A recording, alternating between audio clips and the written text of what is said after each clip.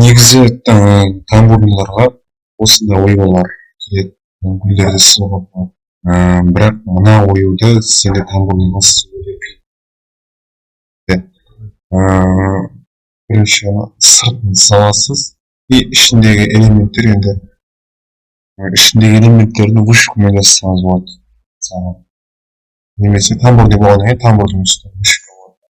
Бірақ енді ол қаншалықты әдемі шығады, оны нақты айта алмаймын.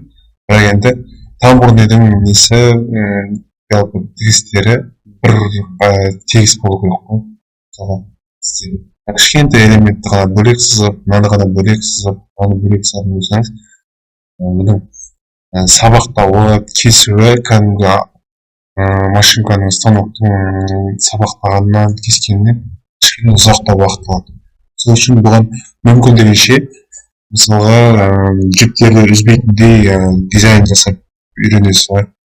Мысалы қазір мына дизайнды жасайық.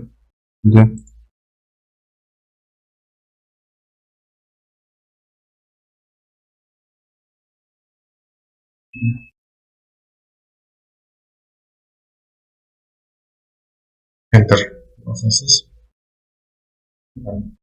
Строчка. Подобиенің ішінде. Егер мысалы қалыңдығы сіз тігіп көресіз ғой, егер тігістің түрі ұнамайтын болса, немесе аралары ашық болатын болса, немесе аралары тым жұқа болады, қалың болатын болса, онда осы жерден плотностьтан өзгерте берсеңіз. Мысалы қазір екіншісіміз плотность бірге қойып қояйық. Түсіні подобие дегенім мысалға көбейтесіз. Жаңа элемент кішкене көп бар. Мысалға бір 12 нәрсеңіз.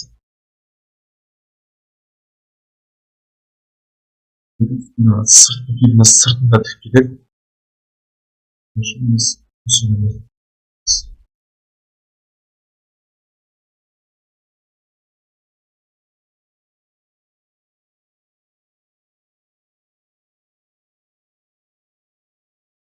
Осы болды.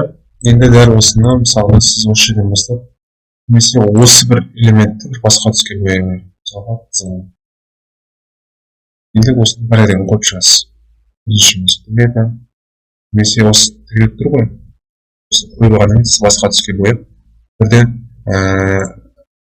шатаспайтындай қойып алсаңыз болады. Порядокта дұрыс болғаннан кейін. Яғни ерекше мынау. Оны қоясыз, 16-ға. Қоңырға қоясыз.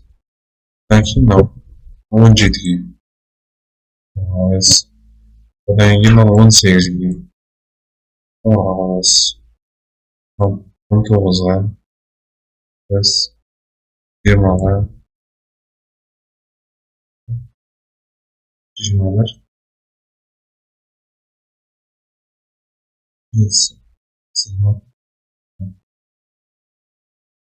Порядоктерін бәрін дұрыстап қойып шықтық.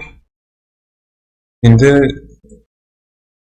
көшеден басталып, көшеден аяқталатын, яғни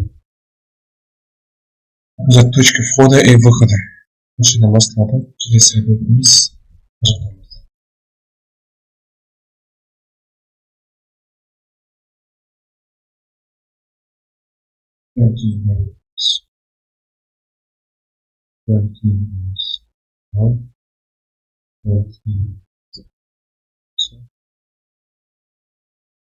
барлығын қатар-қатармен қойып шығамыз.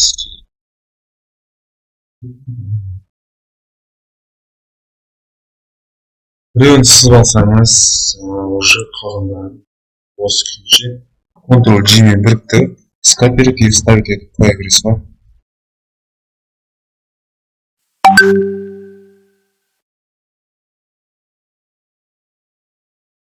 Екінші, полностью мысалға барлық оюларыңыз бәрін сызып аласыз ғой. Сызып алғаннан кейін мысалға параметрларын өзгертуіміз керек. Параметрларында бізде параметры стежков длина 6 дейді. Сіз бұны 6 емес, ол 2,5 дегенге қоямыз. 2,5 немесе 1,5 дейміз.